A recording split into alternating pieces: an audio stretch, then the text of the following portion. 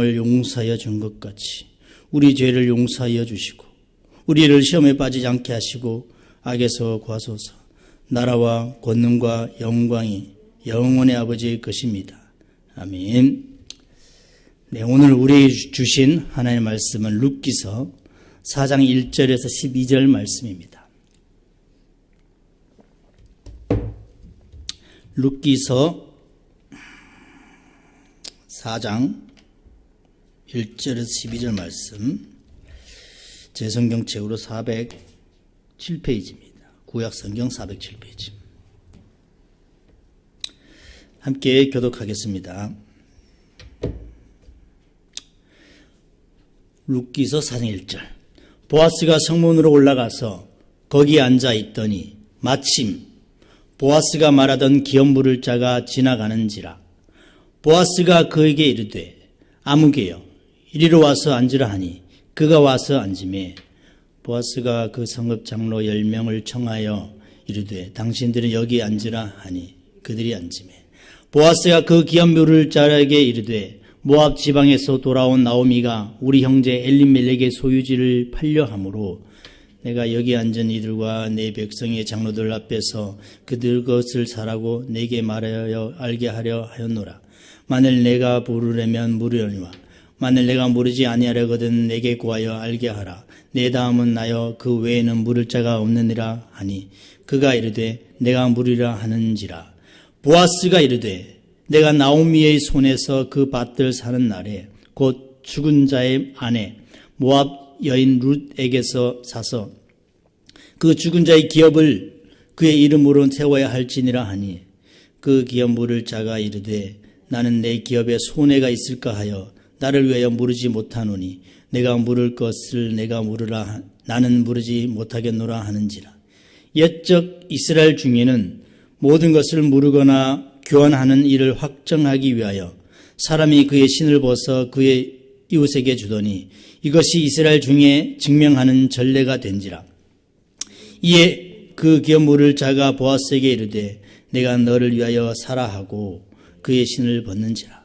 보아스가 장로들과 모든 백성에게 이르되 내가 엘리멜렉과 기룡과 말론에게 있던 모든 것을 나오미의 손에서 산 일에 너희가 오늘 증인이 되었고 또 말론의 아내 모압 여인 룻을 사서 나의 아내로 맞이하고 그 죽은 자의 기업을 그의 이름으로 세워 그의 이름이 그의 형제 중과 그곳 성문에서 끊어지지 아니하게 하매 너희가 오늘 증인이 되었느니라 하니 성문에 있던 모든 백성과 장로들이 이르되 우리가 증인이 되나니 여호와께서 내 집에 들어가는 여인으로 이스라엘의 집을 세운 라헬과 레아 두 사람과 같게 하시고 내가 에브랏에서 유력하고 베들레헴에서 유명하게 하시기를 원하며 여호와께서 이 젊은 여자로 말미암아 내게 상속자를 주사 내 집이 다말이 유다에게 낳아준 베레스의 집과 같게 하시기를 원하노라 하니라.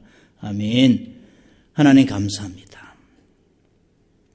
복음이 되기 위해서 아브라함은 모든 것을 버리고 하나님께 순종했습니다. 복음이 되기 위해서 야곱은 하나님과의 씨름을 통해서 그의 가치관이 변하게 되었습니다. 복음이 되기 위해서 요셉은 형제들에게 버림받아 있었고 감옥에 갇히는 그런 역할 속에서도 하나님과 함께 하셔서 그의 형제들을 용서하고 사랑하는 자가 되었습니다. 복음이 되기 위해서 다윗은 자신의 죄를 압살롬의 아들을 통해서 하나님께 회개하며 그는 평생 죄인으로 살았습니다. 하나님 오늘 복음이 되기 위해서 우리가 이 자리에 모였습니다. 가난하고 힘들고 약한 자들을 위해서 교회가 세워졌으며 그들에게 복음을 전해서 그들이 빛으로 나올 수 있도록 주님 인도하여 주시옵소서. 오늘도 말씀을 통해서 새로워지고 십자가가 보여지게 하여 주시옵소서. 예수님 이름으로 기도드립니다. 아멘. 네, 우리 주위에는 쉽게 만들어진 가정이 하나도 없습니다. 그 가정 안에는 눈물이 있고 헌신이 있고 사랑이 있습니다. 복음이 그러합니다. 우리에게 처음 복음이 어떻게 전해졌을까요? 복음은 말씀이셨던 하나님이 사람이 되시고 사람을 오신 그 예수님이 고난을 받으시고 십자가에서 죽으심으로 다시 부활하신, 그리고 우리도 다시 부활하심을 믿고 그분 곁으로 가기 위해서 달려가는, 제자가 위해서 달려가는 것이 복음입니다. 우리에게 다시 한번 십자가에서 죽으시고 부활하신 그 예수를 믿으면 구원받을 수 있다는 기회, 이것이 복음입니다. 예수님이 이것을 세례를 통해서 우리에게 전하셨고 지금도 우리는 세례를 베푸고 있습니다. 그래서 우리는 예수님의 증인인지를 세례를 받았냐 안 받았냐 중요합니다. 우리가 값없이 구원을 받은 것은 절대 값이 없어서가 아닙니다. 예수님이 엄청난 것으로 그 값을 지불하셨기 때문에 우리는 뭔가를 할 때 이거 뭐 40만 원짜리, 이거 뭐 50만 원짜리 이러지만 우리는요, 값으로 친다면 예수님짜리입니다. 교회가 바로 그런 곳입니다. 교회의 값어치가 예수님짜리인 것입니다. 그 복음은 어느 한 사람이 또 한 사람에게로, 어느 한 나라가 또 다른 한 나라에게 복음이 될 수 있었던 것은 절대로 저절로 되지 않았습니다. 우리나라에게도 복음이 들어오기 위해서 영국에서, 호주에서, 미국에서 수많은 청년들이 이곳에 와서 복음을 전했기 때문에, 그리고 그들은 이 자리에서 순교를 했습니다. 그래서 그들이 모여있는 곳이 양화진인 거예요. 복음이 되기 위해서 말이죠. 그 복음이 진짜 복음이 되기 위해서는 울어야 됩니다.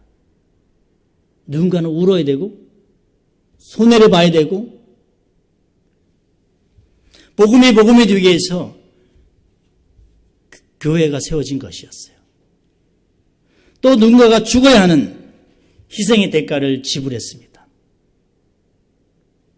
복음이 복음되게 하기 위해서 말이죠. 그 복음이 되게 위해 오늘 성경에 나오는 한 가정이 소개됩니다. 룻기는 사무엘상이 지나기 전에 사사기를 지나서 딱 중간에 있어요. 룻기가 굉장히 중요합니다. 4장밖에 되지 않지만 이 룻기에서 말씀하신 하나님의 음성이 있어요. 그 복음이 되기 위해서 오늘 성경에 나오는 이 나오미의 가정은 수없이 많은 시간을 울어야 했습니다. 그리고 사람들로부터 조롱을 받아야 했습니다. 나오미 남편 죽었죠. 두 아들이 죽었어요. 우리나라 사람 같으면 아유 남편 죽이냐 이렇겠죠. 그 복음이 되기 위해서 나오미의 며느리 룻은 모압 땅인 자기 친정을 버리고 시어머니 나오미를 따라서 베들레헴에 왔습니다. 무엇이 그녀를 이끌었는지는 그 누구도 몰라요. 하나님이 아니면 할 수가 없어요. 분명히 손해를 경험하는 길인데 룻은 나오미를 따라갔어요. 우리 따라갈 수 있을 것 같아요? 우리 고향을 버리고? 못 갑니다. 그 복음이 되기 위해서 보아스라는 사람은 무지난처할 수도 있지만 고엘 제도에 순종했습니다. 고엘 제도. 이따가 소개하겠지만 그 복음이 되기 위해서 우리도 지금 모든 것을 스탑하고 이 자리에 앉아 있어요. 내 안에 복음이 다시 살아나거든 말입니다. 나를 통해서 복음이 되기 위해 말이죠. 그럼 이 자리에 앉아 있는 거 우리는요, 저도 이 자리에 서 있는 게 기적입니다. 사실 기적이에요. 그 어떤 것도 보다도 제가 저를 보면 기적이에요.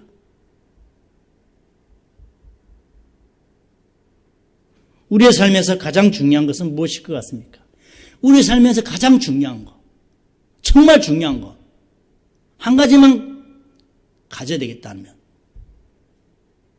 가정과 자녀와 남편과 아내, 교회, 어느 것 하나 중요하지 않은 것이 없습니다. 물론 직장도 있죠. 그러나 그 중에서 가장 중요한 거, 예수 그리스도가 돼야 됩니다. 오늘날 우리가 이게 안 돼 있어요. 우선순위가 예수 그리스도가 안 돼 있어요. 아마 한 10번째? 예? 직장, 자녀, 뭐 쭉쭉 하다 보면 10번째까지 갈 거예요. 우리에게 가장 중요한 것이 예수 그리스도가 되어야 복음이 복음될 수 있어요. 예수님을 믿으면 모든 것 얻을 수 있지만 모든 것을 가졌어도 예수 그리스도를 갖지 못하면 결국 모든 걸 잃게 됩니다. 예수님의 교회에 예수님의 사람들이 모여서 예수님을 찬양하며 예수님을 듣는, 그래서 영광스러운 주님을 배운다는 것만큼 귀중한 것은 없습니다. 이 세상 그 어떤 것보다도 가장 큰 투자이고 가장 큰 가치이고, 그래서 우린 지금 이 자리에 앉아 있는 거예요. 그래서 우린 교회에 왜 나올까요? 무엇을 듣기를 바라며 나올까요? 무엇을 얻기를 위하며 우리가 나올까요? 우리가 교회에 나오는 것은 영광스러운 주님, 그 생명의 주님, 그 주님을 듣고 만나고 따라가기 위해서 나오는 겁니다. 만약에 내가 교회에 나와서 하나님 오늘 일주일 동안에 내가 이렇게 안 되는 건 내 기도를 응답해 주셔야 되는데 라고 나온다면 그 잘못된 생각이에요. 우리는 그 은혜로 그냥 나온 거예요. 대가를 원하는 것이 아니라. 그런 마음들이 모이면 얼마나 귀한지 모릅니다. 우리는 성경 어디를 펴든지 예수 그리스도를 만나야 돼요. 그 안에서 주님을 배워야 합니다. 그리고 주님을 찾아야 돼요.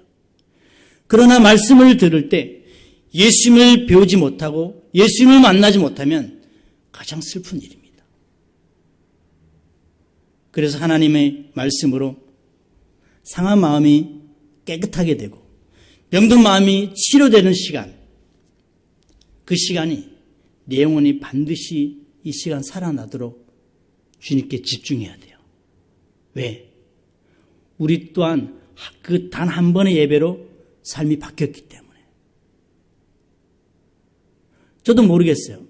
교회를 1년, 2년, 3년, 3년, 4년 다니다가 어느 날 그 한 번의 예배로 뒤집어졌기 때문에.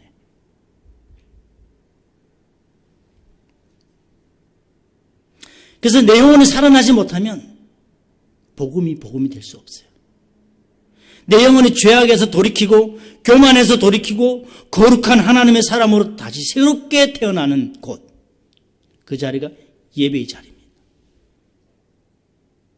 성경 66권 전체는요 그렇게 예수님을 증거하고 있어요. 구약도 그렇고 신약도 마찬가지 예수님을 증거하고 있습니다. 요한계시록은 더더욱 그렇습니다. 하나님과의 사랑의 관계 속으로 하나님의 풍성한 삶으로 초대를 우리는 받았지만 우리는 여전히 가치관이 바뀌지 않아요. 깨닫지 못합니다. 우리가 구약을 읽을 때 이해되지 않는 것은 하나님의 마음으로 보지 않기 때문입니다. 그러나 예수님을 통해서 구약을 읽으면 성경이 점점 보이기 시작해요.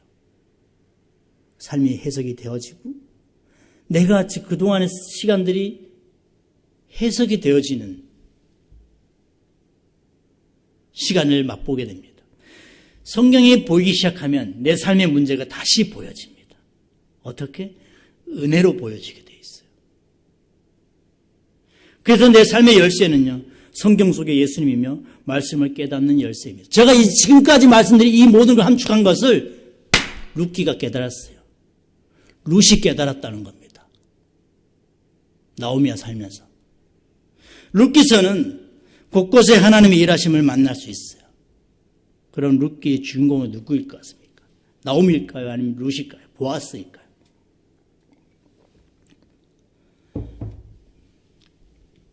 물론 그녀와 보아스에게서 우리는 배울 수 있겠죠. 하지만 룻기의 주인공은 그들의 인생을 섭리하시는 하나님이십니다.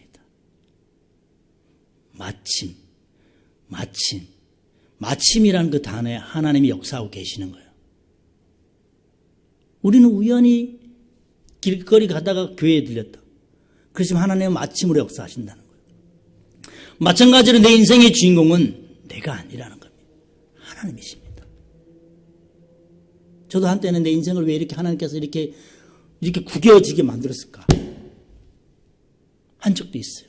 하지만 내 삶이 해석되어지고 했을 때 하나님이 이런 구겨진 영혼이 되어야지만 하나님이 쓰시는구나 하는 걸 깨닫게 되었어요. 그 섭리가 하나님의 일하심이라는 거예요. 이렇게 내 삶 속에서 하나님의 섭리를 찾는 것만큼 짜릿한 기분은 없습니다. 그 어떤 사람들도 세상에서 맛볼 수 없어요. 세상의 그 어떤 돈과 명예와 술과 마약으로도 깨달을 수가 없습니다. 하나님의 그 존재와의 만남. 우리는 룻기에서 깨어진 그리고 버려진 인생들을 봅니다. 그리고 새롭게 회복하시는 하나님의 놀라우신 섭리를 보고 만질 수 있습니다. 만질 수 있어야 돼요. 그리고 여기서 끝나는 게 아니라 이 룻기서를 통해서 나를 볼 수 있어야 돼요. 그래서 인생을 역전시키는 하나님을 만나야 됩니다. 우리에게 이게 끝일까요? 절대 아닙니다. 비천한 여인의 인생을 회복시키는 전능하신 하나님을 만나야 됩니다. 그래서 룻기를 보면서 얼마나 많은 은혜와 눈물을 저에게 준지 모릅니다. 신앙이 뭔 것 같아요. 신앙. 각자의 경험과 시간을 통해서 정의하고 싶은 게 있을 겁니다. 저는 신앙이란 우리 인생 전체를 하나님께 맡기는 것이라 생각합니다. 이것저것 다 내려놓고 하나님께 맡기는 것. 신앙은 삶의 주도권을 내가 쥐고 있으면서 그저 하나님이 나를 도와주신 것, 그게 아닙니다. 하나님 나의 조력자가 아니에요. 하나님 나의 동력자가 아니에요. 나의 통치자이시지. 신앙은 하나님께서 나의 삶의 주도권을 주시고 나의 하나님이 나를 시키시는 그 범위 안에서 최선을 다하는 것뿐입니다. 그래서 우리 인생을 하나님께 맡기면 하나님은 아무 쓸모없는 우리의 인생을 정금으로 빚어주셔서 최고로 아름다운 삶이 되도록 만들어줍니다. 저 믿어요.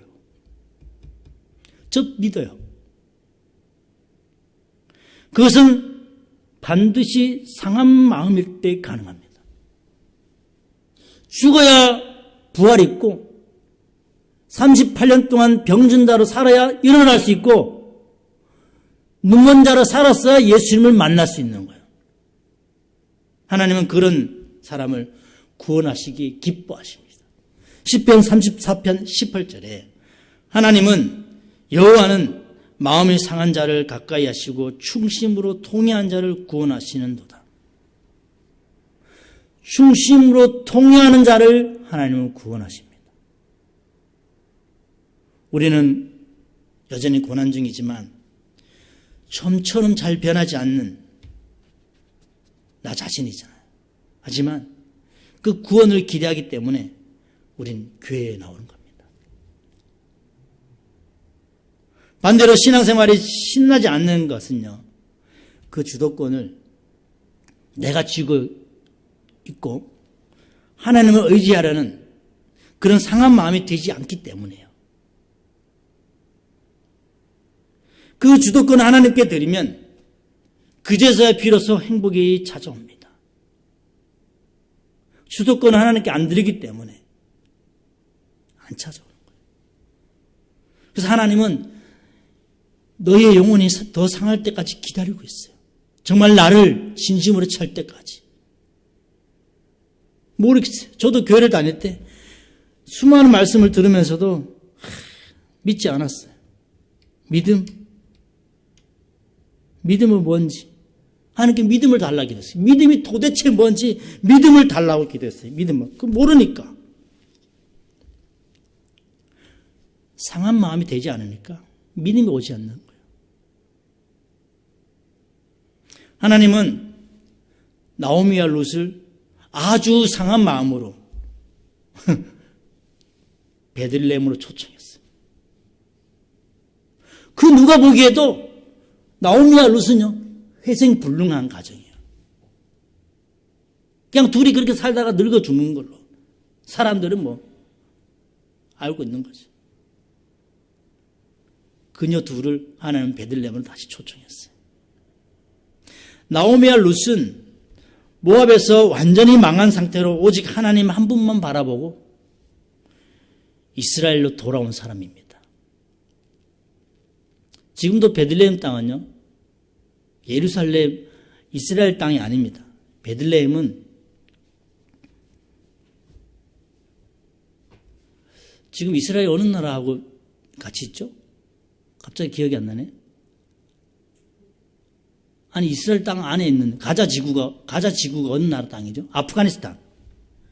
아니 아프가니스탄 아니잖아. 갑자기 생각이 안 나네. 팔레스타인. 베들레헴은 팔레스타인 땅입니다. 그러나 유적지만은 이스라엘 땅이에요. 그 유적지, 예수 탄생교회, 그 유적지, 목자들의 들판교회, 그 유적지, 거기만 이스라엘 땅입니다. 거기에 이스라엘 군인들이 있어요. 여전히 시골입니다. 시골에 먼지가 날리는 비포장도로. 그것으로 하나님 초청하셨어요. 마치 모든 걸 다 읽고 교회에 나온 것처럼 말입니다. 저도 그랬어요.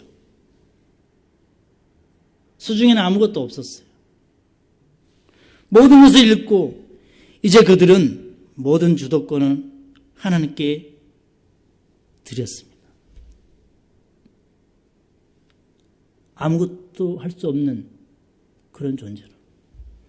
그러나 이스라엘에서 그들을 기다리고 있는 것이 뭔지 아십니까? 사람들이 조롱이에요. 에휴, 한숨, 조롱. 이게 얼마나 사람을 죽이는지 아십니까? 믿는 사람들이 말이죠. 그리고 처절한 가난. 저는 가난은 참 많이 겪어봤어요. 지금 우리 쌀이 있지만 쌀 한 푸대 있었던 적이 별로 없었어요. 집에. 거의 20대를 수제비로 살았어요.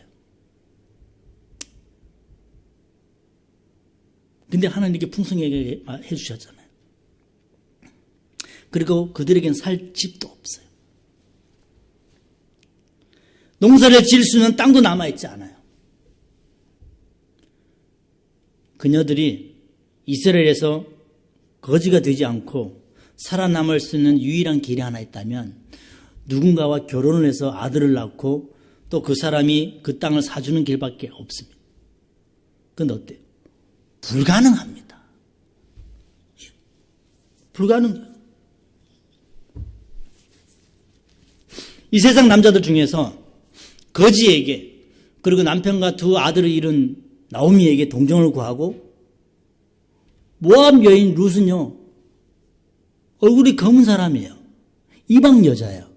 누가 결혼할 사람 아무도 없어요. 언어도 다르고. 이것이 바로 신앙과 현실의 차이입니다. 그런데 룻은 이런 걱정은 전혀 하지 않고 열심히 자기 일에 주어진 이삭 줍는 일을 부지런히 했어요. 우리가 있잖아요. 큰일을 하려면 하찮은 일을 소중하게 해야 할 줄 알아야 됩니다. 근데 그런 사람 별로 못 봤어요. 그런 룻에게 하나님은 보아스라는 친척의 마음을 감동을 주셨어. 마침으로 응답하셨어. 룻과 결혼할 마음을 생기게 하셨어요. 아시겠지만 이 보아스가 누구의 아들인지 아십니까? 보아스의 엄마가 여리고에 살던 한 가정이었는데 여호수아의 정탐꾼이 왔을 때 그 모든 성읍에 있는 다 죽여도 그 여인 가정만 살렸던 그 가정. 그 아들이 보았어요.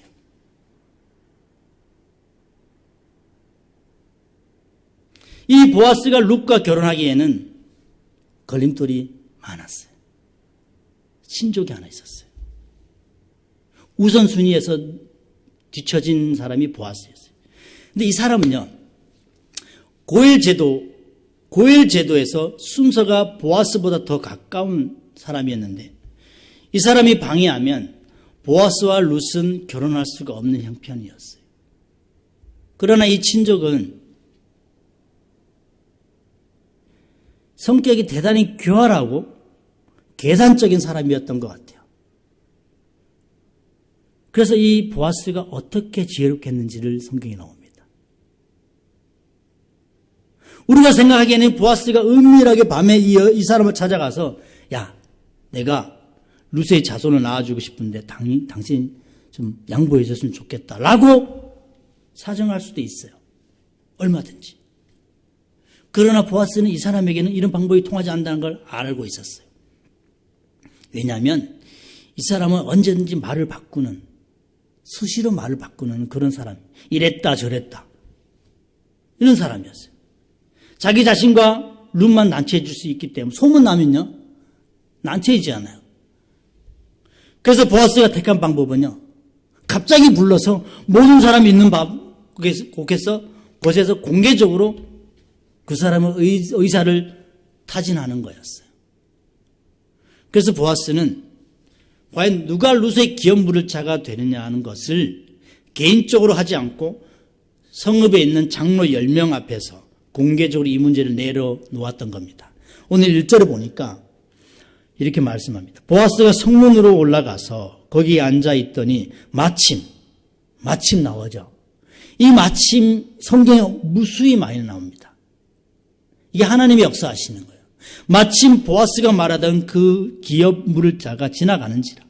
보아스가 그에게 이르되 아무개여 이리로 와서 앉으라 하니 그가 와서 앉으매. 그는요 아무 영문도 모르고 와서 앉은 거예요. 이미 장로들 10명은 앉아있고.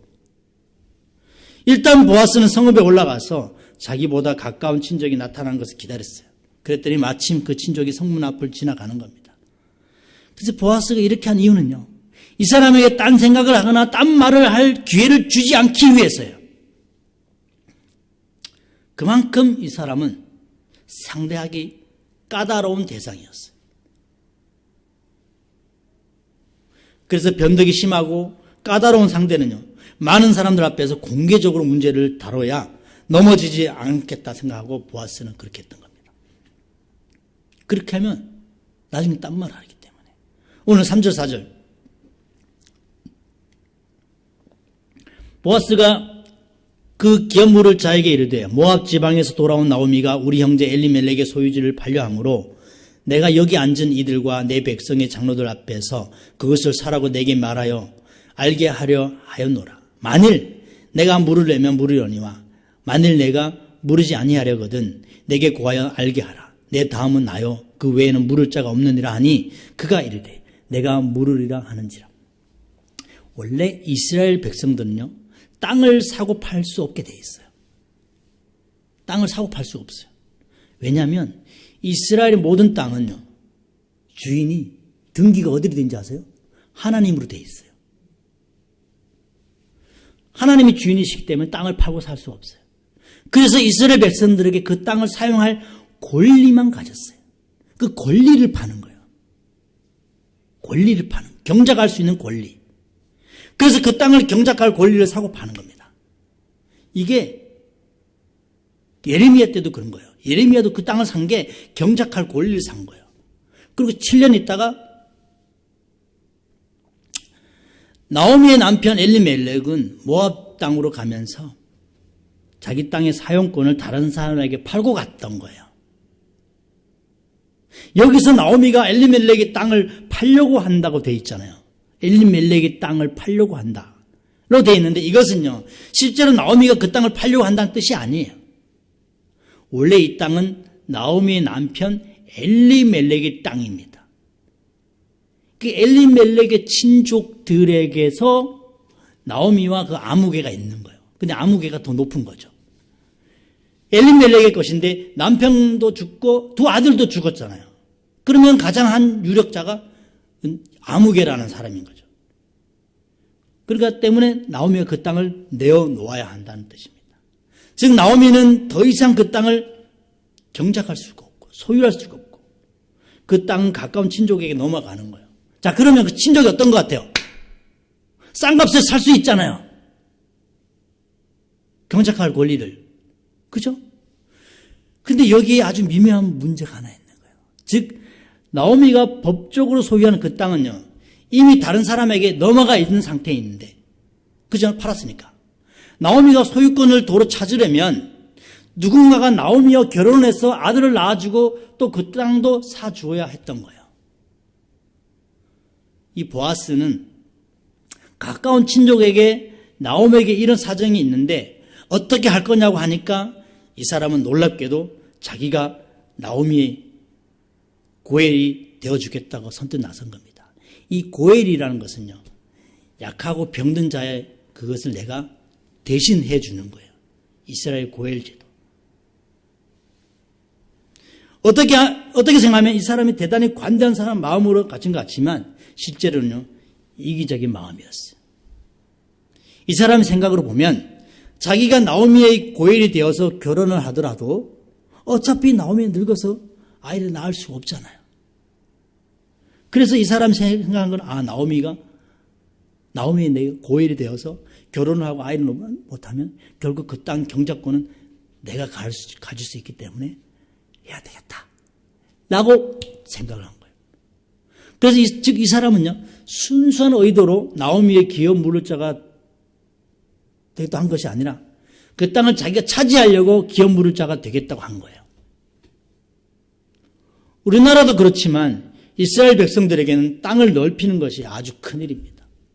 그런데 매매가 원칙적으로 되지 않기 때문에 아무리 돈이 있어도 땅 넓힐 수가 없는 거예요. 그러나 아이 없이 죽은 친족의 땅을 사면 과부가 아들을 낳지 못하면 그 땅이 자기의 땅이 될 수 있기 때문인 거예요. 그래서 이 친족은 이게 웬 떡이야? 지나가다가 이게 웬 떡이야? 하는 생각에 얼른 나오미의 기업을 자기가 무르겠다는 겁니다. 내가 사겠다. 즉 나오미의 명의로 되어 있는 그 땅을 도로 찾아서 나오미에게 내가 돌려주겠다. 이렇게 한 거예요. 그러나 속셈은 너무나도 뻔했습니다. 즉 나오미가 늙어서 아이를 낳을 수 없다는 것을 알고 그 땅을 차지하라는 것이었어요. 이때 보아스가 그 친족에게 충격적인 말을 합니다. 5절을 한번 보세요. 보아스가 이르되 내가 나오미의 손에서 그 밭을 사는 날에 곧 죽은 자의 아내 모압 여인 루색에서 사서 그 죽은 자의 기업을 그의 이름으로 세워야 할지니라. 아니, 무슨 말씀이냐면 이 친족은요, 엘리멜렉의 집에는 과부가 나오미 한 사람밖에 없는 줄 알았어요. 그러나 보아스는 그 친족의 과부가 둘이나 있다는 사실을 확인시켜 주었어요. 물론 지금은 하나지만. 즉 엘리멜렉의 집에는 나오미만 있는 것이 아니라 룻이라고 하는 젊은 모함 이 과부가 한 명 더 있는데 고엘을 신청한 여자는 나오미가 아니고 모압 여자 룻이야 라고 말이죠. 룻이 젊은 여자니까 자녀를 낳을 수 있잖아요. 그럼 그 땅은 자녀에게 가는 거예요. 룻은 젊은 여자이기 때문에 얼마든지 아이를 낳을 수 있어요. 그래서 이 친족이 계산해 본 거죠. 계산기를 막 두들겨 본 겁니다. 만약에 룻이 아이를 낳은 날에는 자기가 산 땅이 완전히 룻의 아이에게로 넘어가기 때문에 룻만 좋아지게 되는 거잖아요. 그래서 이 친족은요, 머리를 빠르게 굴려보니까 못하겠는 거예요. 그는 엘리멜렉의 집에 젊은 과부가 하나 더 있는 것을 전혀 생각하지 못했던 거예요. 그런데 이 젊은 과부에게 고엘이 되어주면 자기는 완전히 손해를 보는 거예요. 즉 남의 과부에게 아이를 낳아주고 땅까지 사서 줘야 하는 그러니까 고엘이 쉬운 게 아니에요. 쉬운 게 아닙니다. 원래 이 친족은 나오미나 룻을 위해서 희생할 생각이 전혀 없었어요. 오히려 그가 생각한 것은 재산에만 더 불리고자 하는, 오직 이 집의 불행을 통해서 자기 이익을 챙기려는 것밖에 없어요. 남의 불행을 통해서 자기 이익을 챙기려고 하는 이런 악한 생각이었어요. 그래서 이 집에 젊은 과부가 하나 더 있다는 말을 듣고 이 친족은 생각을 완전히 바꿨습니다. 6절을 한번 보시죠. 그 기업 물을 자가 이르되 나는 내 기업에 손해가 있을까 하여 나를 위하여 물으지 못하노니 내가 물을 것을 내가 물으라. 나는 물으지 못하겠노라 하는지라. 결국 이 가까운 친족은 고엘을 포기한다고 공식적으로 장로들 10명인데 선언했어요. 이 남자가 왜 이 기회를 놓친지 아십니까? 제가 기회라고 말씀드렸는데 보아스와 룻에게서 태어난 아이가 이새예요. 이새의 아들이 다윗이에요. 다윗의 자손이 예수님인 거예요. 이것을 이자는 놓친 거예요. 뭐 때문에? 자기가 당장 손해볼 거 생각하니까. 뭐가 이렇게 나왔을까요? 바로 탐욕이었어요. 탐욕을 품었기 때문에. 이기적이었기 때문에. 정욕과 탐욕이 눈에 어두우면 기회가 눈에 들어오지 않습니다. 그는 복음이 되지 않게 하고 쉽게 버렸어요. 그는 메시아의 족보에 자신의 이름이 올라갈 수 있었지만 그 복음을 쉽게 버렸어요.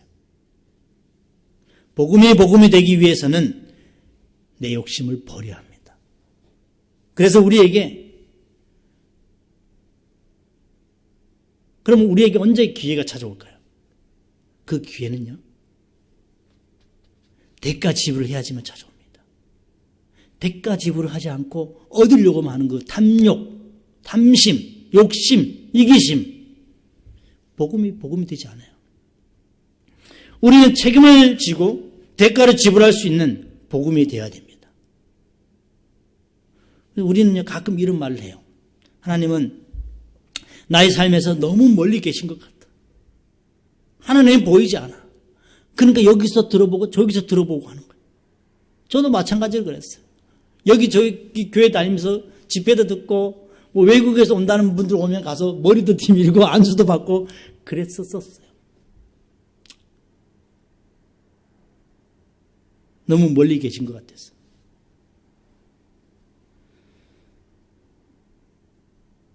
우리가 그분 곁에 있기 위해서 무엇을 해야 될까? 영적 질병은요, 멀리 있지 않습니다. 가장 가까운 곳에 있어요. 우리는 이미 문제를 찾아야 되는데 예수님이 곁에 있기 위해 기도를 하고 있는지, 나의 삶에서 하나님의 말씀을 적용하기 위해서 성경을 읽고 묵상하고 있는지, 남들이 얘기한 건 중요하지 않아요. 내가 성경을 봐야 돼요. 성경을 보면 반드시 말씀하십니다. 성경을 보면 반드시 깨닫게 하시고 말씀하세요. 안 보니까 못 깨닫는 거예요. 요즘 성경 안 읽어요, 사람들.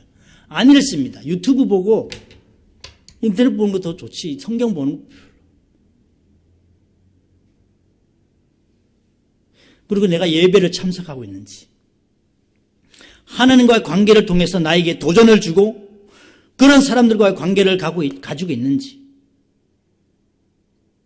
다른 사람들을 나와 같이 만들기 위해서 내가 헌신하고 희생하고 손해보고 그런 사역을 하고 있는지.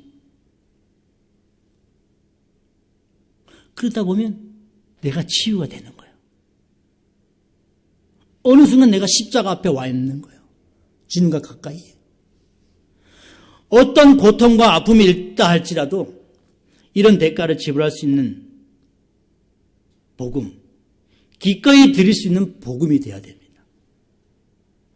복음으로 승리하기 위해서는 반드시 대가가 지불되어야 돼요. 우리 인생에서 가장 값진 것을 보면 모두 피와 땀과 눈물의 결과입니다. 가장 값진 것. 천국의 모형도 그럽니다. 누구나 훌륭한 그리스도인이 되기를 원하죠. 누구나 하나님을 기뻐하는 그리스도인의 제자가 되기를 원하죠. 그러려면 값을 지불해야 됩니다. 대가 지불. 하나님과 관계를 맺기 위해서 말씀 앞에 항상 서야 되고 말씀을 깊이 묵상하는 값을 지불해야 돼요. 그래서 신앙은 노가다입니다. 기도 노가다입니다. 이스라엘 땅에 갔는데 정말 하루 종일 유대인들은 성경을 읽고 있어요. 하루 종일 서가지고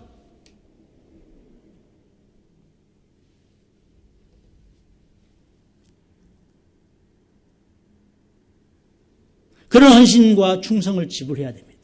근데 그걸 지불하지도 않고 쉽게 음성을 듣기를 원해요.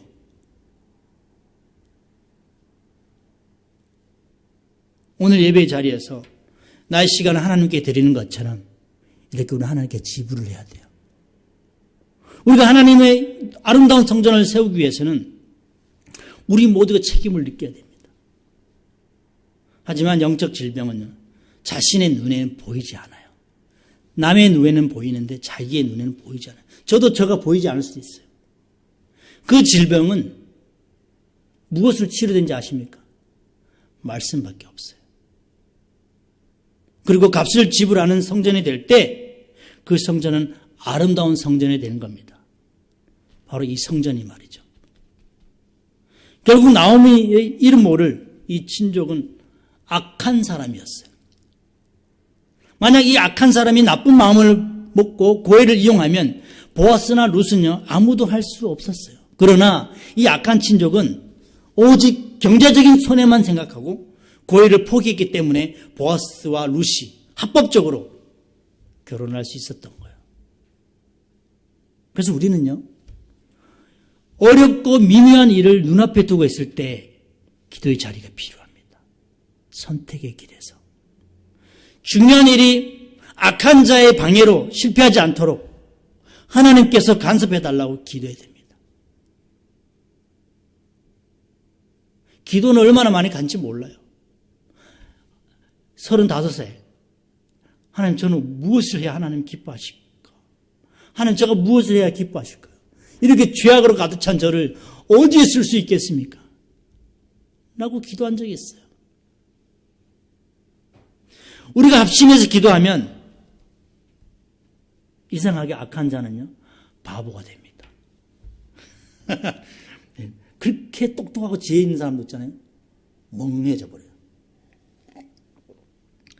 예수님은 기도 외에는 이런 유가 나가지 않는다고 말씀하셨어요.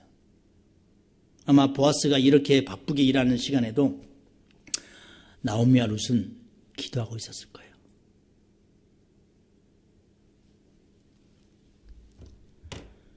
이 룻기스를 보면서 사무엘하가 생각이 났어요. 사무엘하 16장 17절의 말씀 아니고 다윗이 있습니다. 다윗이 아들 압살롬이 아버지를 몰아내고 예루살렘이 왕이 됐어요. 예루살렘 성은 어느 누구도 점령할 수 없습니다. 왜냐하면 예루살렘 성 밑에 물이 흘러갑니다. 거기는 물이 365일 아니면 1년, 10년, 100년 지금도 흘러갑니다. 지하수에. 그런데 다윗은 기꺼이 내주고 왔어요. 그냥 한밤에.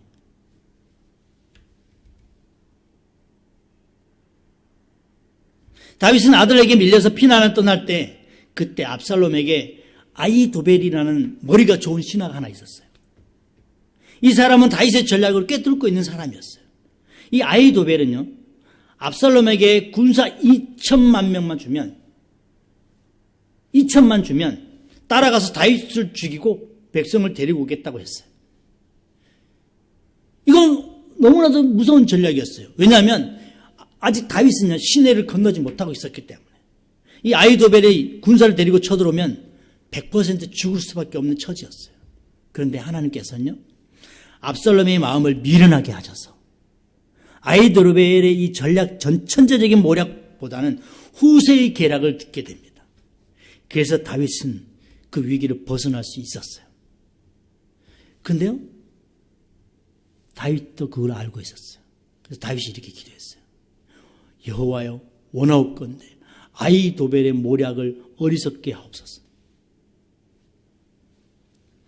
다윗의 이 기도를 하나님께서 들으시고 압살롬과 아히도벨의 모략을 어리석게 하신 겁니다. 이 세상에는요, 인간의 생각을 보다 한순간에 뒤집어지는 일들이 참 많습니다. 그래서 우리는 모든 것이 악한 자의 계략이나 악한 자의 생각대로 되지 않고 하나님의 뜻대로 이루어지도록 열심히 기도해야 됩니다.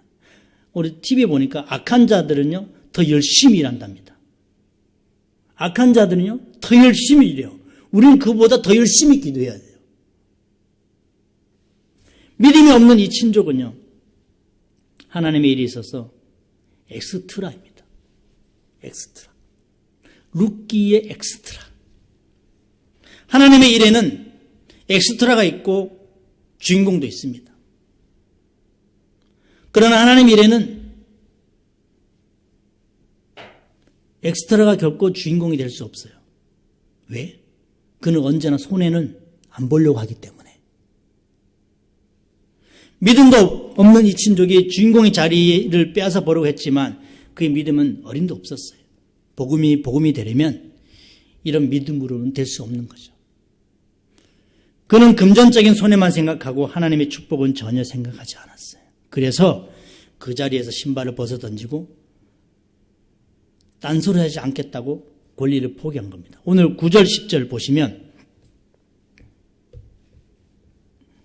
보아스가 장로들과 모든 백성에게 이르되 내가 엘리멜렉과 기론과 말론에게 있던 모든 것을 나오미의 손에서 산 이래 너희가 오늘 증인이 되었고 또 말론의 아내 모압 여인 룻을 사서 나의 아내로 맞이하고 그 죽은 자의 기업을 그의 이름으로 세워 그의 이름이 그의 형제 중과 그곳 성문에서 끊어지지 아니하게 하매 너희가 오늘 증인이 되었느니라 하니. 드디어 보아스는 베들레헴에 있는 모든 장로와 백성들 앞에서 자기가 룻의 고엘이 되겠다고 공식적으로 선언했습니다. 이게 하나님의 방법인 거예요. 자신은 나오미에게 권리가 있는 그 땅을 사서 돌려주겠다는 겁니다. 그리고 자신은 죽은 말론의 아내 룻에게서 고엘이 되어서 아들을 낳아주겠다고 공식적으로 선포했어요. 이제 어느 누구도 보아스가 룻이나 나오미를 돕는 일을 방해하거나 문제 삼는 사람은 없는 거예요. 이것은 룻과 나오미에게 너무나도 기쁜 소식이었어요. 고엘이 아니면 나오미와 룻은 영구적인 이스라엘에서 보리 이삭이나 줍는 그러는 가난한 삶으로밖에 살 수 없는 거죠. 그러다 겨울이 되면 어떻게 됩니까? 비록 먹어야 하는, 그것도 없으면 비 때문에 다시 종으로 팔려나가는 그런 삶을 살지도 모릅니다. 그러나 이 보아스의 선언으로 이 나오미와 룻은 이스라엘의 시민권을 다시 얻었을 뿐만 아니라 영구적으로 이스라엘에서 땅을 가질 수 있게 된 겁니다. 이렇게 복음이 된 거예요. 그 복음이 성문에 있는 모든 사람들과 장로들에게 알게 되었어요. 오늘 마지막 절 11절 12절 보시면 성문에 있는 모든 백성과 장로들이 이르되 우리가 증인이 되나니 여호와께서 내 집에 들어가는 여인으로 이스라엘의 집을 세운 라헬과 레아 두 사람과 같게 하시고 내가 에브라데에서 유력하고 베들레헴에서 유명하게 하시기를 원하며 여호와께서 이 젊은 여자로 말미암아 내게 상속자를 주사 내 집이 다말의 유다에게 낳아준 베레스의 집과 같게 하시기를 원하노라 하니라. 모든 사람이 축복을 받은 거죠. 이스라엘 12지파를 세운 가문에는요, 위대한 레아와 라헬이 있었습니다. 사람들은 나오미와 룻의 가정이 그런 가정이 되기를 바라는 염원을 담아서 축복하고 있습니다. 이방 여인에게 이스라엘 민족의 직계 조상인 레아와 라헬을 들으면서 축복한 거 아무도 없었어요. 룻밖에 없었어요. 파격적인 축복이었어요. 과거 눈물로 지내왔던 나오미와 룻에게 하나님은 이렇게 축복해 주셨어요. 그녀들이 복음이 되기 위해서 베들레헴에 왔기 때문에 이루어질 수 있었던 것이었어요. 보아스는 나오미와 룻을 돕고 싶어도 법적인 제약 때문에 도울 수 없었습니다. 하지만 보아스는 편법을 쓰지 않고 끝까지 믿음으로 하나님의 방법을 강구했어요.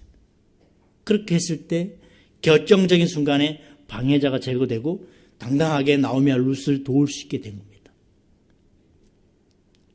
성경에 왜 보아스가 소개된지 아십니까? 예수님의 예표이기 때문이에요. 예수님께서 우리를 돕고 싶어도 율법의 제약 때문에 우리를 도울 수가 없어요.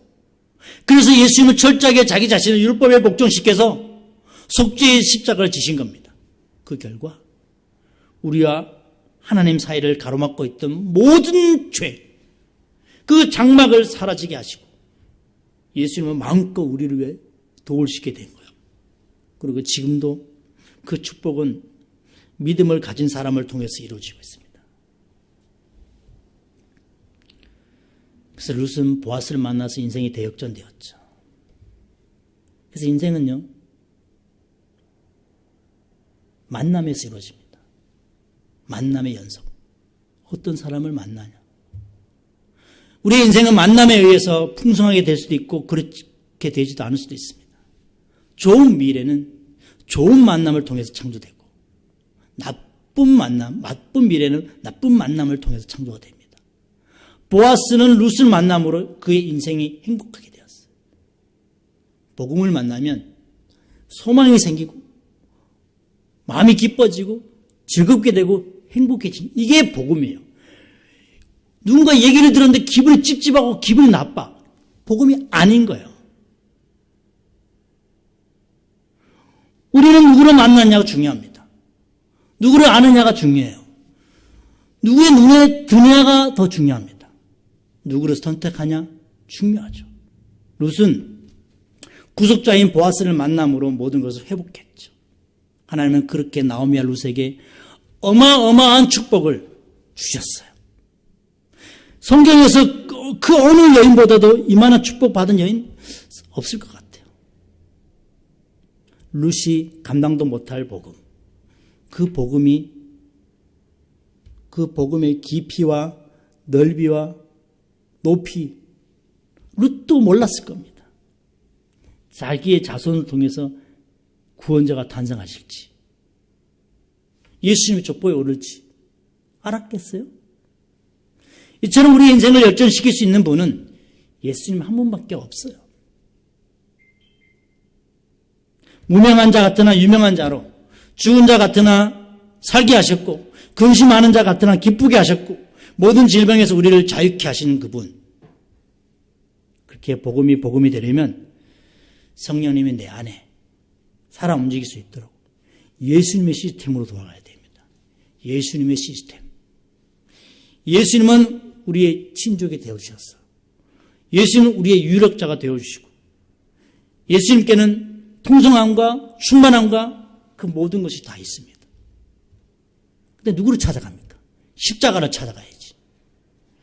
그분의 믿음으로 예수님의 모든 것이 우리의 것이 된 겁니다. 복음은요, 착하게 살자, 어렵게 살자, 믿음 없는 것보다 믿음 있는 것이 낫다는 식이 차원이 아닙니다. 복음은 십자가에서 못 박히고 모든 피를 쏟아냈지만 다시 살아난 충격적인 사건입니다. 이 복음을 가지고 있는 사람은 침묵할 수 없는 거예요. 그래서 이 복음이 다이너마이트와 같은 거예요. 내 안에서 터지면 그렇게 살 수밖에 없는 거예요. 그래서 복음이 내 안에 들어오면 기꺼이 어떤 손해도 어떤 죽음도 마다하지 않고 갈 수 있는 것이 복음인 겁니다. 손해를 생각하고 머리를 굴리고 그런 계산적인 사람이다? 복음이 아닌 거예요.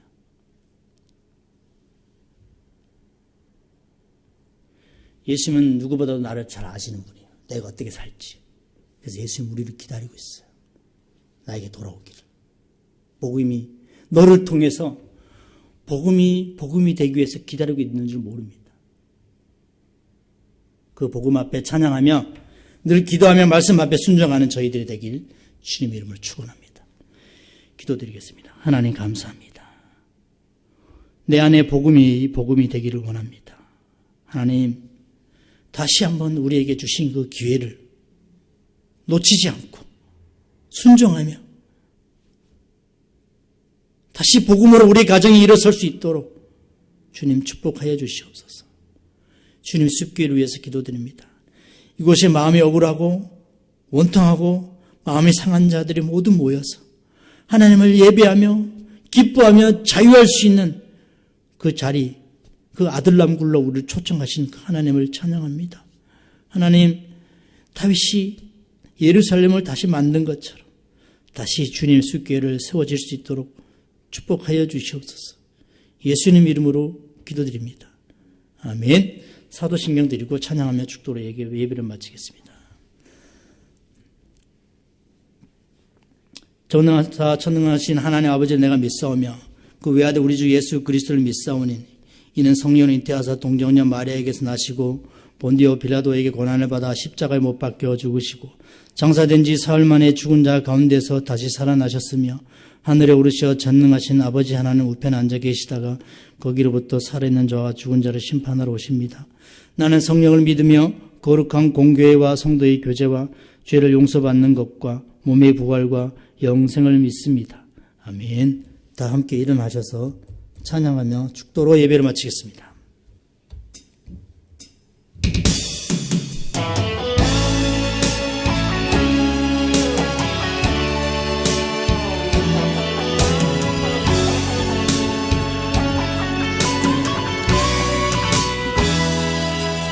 내게 허락하신 시련을 통해 나의 믿음도 강하게 자라나고